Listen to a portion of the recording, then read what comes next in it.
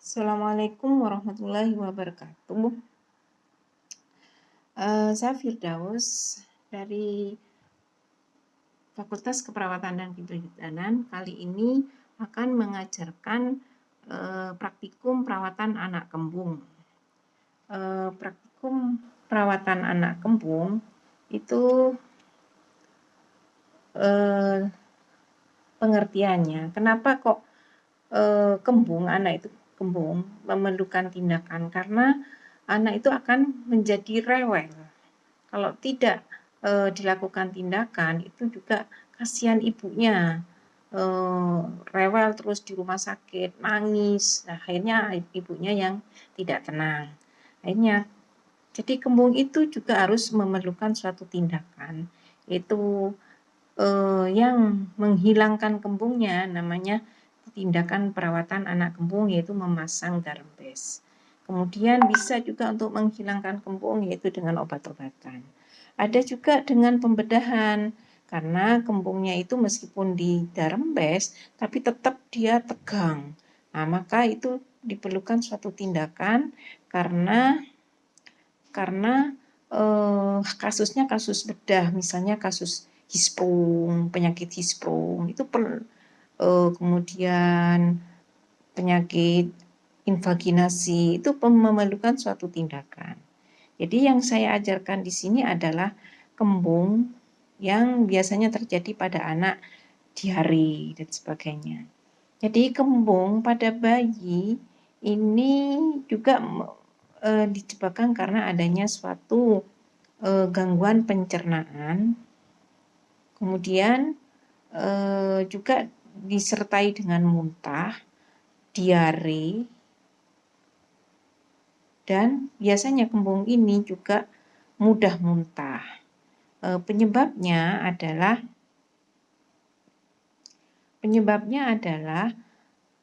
banyaknya menelan udara.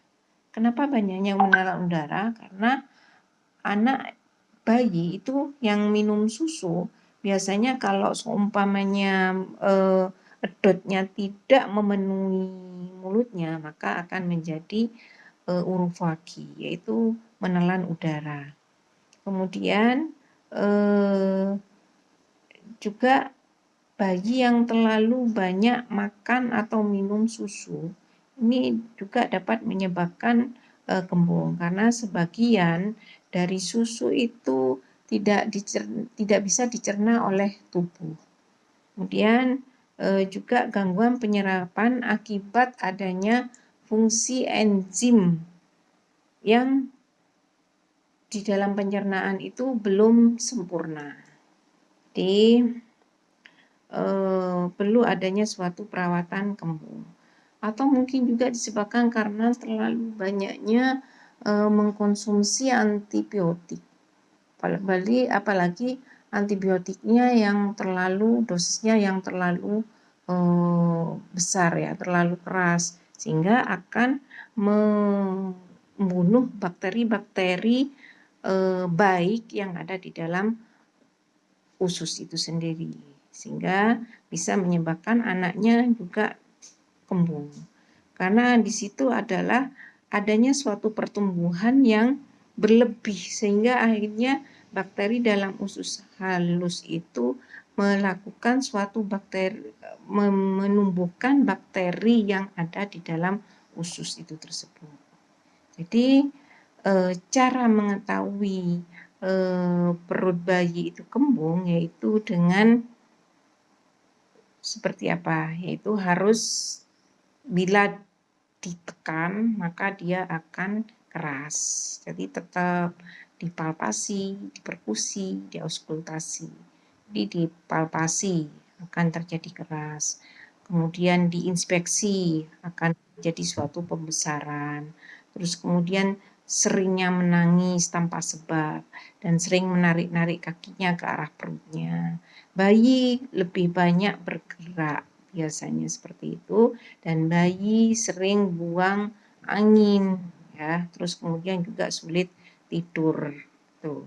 Jadi persiapan alatnya yaitu nelaton kateter, kemudian jeli, kasa gulung, plester, handscoon, bengkok, dan kasa kotak. Ini yang intinya ya. Jadi prosedurnya itu secara garis besarnya saya bacakan dulu, nanti saya tampilkan ini saya tampilkan videonya, di mana perawat harus persiapan alat, persiapan alat sudah, kemudian persiapan pasien diberitahu tujuannya apa, karena kalau seumpamanya tidak diberitahu, pasien nggak mengerti, akhirnya bingung. Nah, terus kemudian setelah itu persiapan perawat, yaitu mencuci tangan dan memakai handscoon. Kemudian persiapan lingkungan dengan menutup tirai. Yang pertama yaitu perawat harus mencuci tangan sebelum dan sesudah melakukan tindakan. Itu tetap perawat mencuci tangan, kemudian mengucapkan salam, perkenalan pada ibunya, menjelaskan maksud dan tujuannya, kelembutan kepada bayi itu tetap diperlukan suatu kelembutan, baca basmalah, memasang lingkar abdomen. Gunanya memasang lingkar abdomen itu untuk mengetahui bahwa seberapa perubahan kembung itu berhasil setelah dilakukan suatu tindakan darembes. Kemudian memasang sarung tangan, pasien dimiringkan, memasang nelaton yang sudah diberi jeli ke arah anus, kemudian pasien dan ujung nelatonnya sudah diletakkan pada bengkok yang berisi air, observasi air dalam bengkok apakah keluar udara atau gelembung, kemudian memijat-mijat, ketelitian, hati-hati jangan ragu-ragu. Itu PPT saya, PowerPoint saya tentang pelaksanaan perawatan anak kembung. Jadi untuk selanjutnya yaitu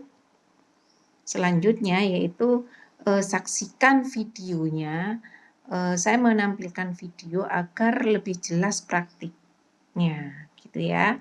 Jadi begini, videonya yaitu saya potong videonya karena tadi sudah awal-awal saya menjelaskan seperti yang ada di PPT. Untuk selanjutnya yaitu saksikan videonya bagaimana perawatan anak kembung. Assalamualaikum warahmatullahi wabarakatuh. Kali ini saya akan memberikan suatu perkuliahan tentang materi perawatan anak kembung, karena ini adalah pembelajaran pada saat ada wabah virus COVID-19. Kembung itu pada bayi biasanya disebabkan karena adanya gangguan pencernaan seperti muntah, diare, sakit perut, dan juga konstipasi yang tidak bisa BAB. Bayi yang kembung itu biasanya gampang muntah, dan biasanya bayi yang pada kembung itu kadar kaliumnya akan berkurang sehingga bisa juga menyebabkan kembung. Kemudian bayi yang konstipasi juga akan menyebabkan kembung. Bayi yang sering menangis sering mengalami kembung juga. Karena apa? Karena dia juga banyak menelan udara atau orofagi. Bayi yang banyak minum susu botol itu lebih juga mengalami orofagi, yaitu menelan udara. Kemudian menyendawakan bayi itu sesudah minum dapat mengurangi adanya kembung. Jadi kalau seumpamanya ada sesudah minum bayi itu disendawakan, baru bayi ditaruh lagi.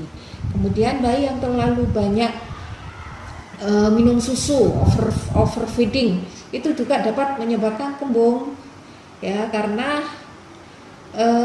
terlalu banyak makan itu sebagian dari susu tidak bisa dicerna, ya, gangguan penyerapan, sehingga fungsi pencernaan, enzim pencernaannya juga belum sempurna dan dapat menyebabkan kembung karena makanan atau susu yang tidak dicerna tersebut akan turun ke usus besar yang banyak mengandung bakteri komensial. Nah, kemudian zat makanan tersebut akan difermentasi oleh bakteri tadi dan menghasilkan gas yang menimbulkan kembung. Kemudian adanya pertumbuhan bakteri dalam usus halus itu juga dapat menimbulkan kembung. Hal ini terjadi pada keadaan yang membuat sistem kekebalan usus berkurang, seperti gizi kurang, gangguan peristaltik usus, kurangnya produksi asam lambung akibat pemakaian obat yang jangka lama. Misalnya sembelit dikasih obat jangka lama itu akan menyebabkan anaknya sering kembung.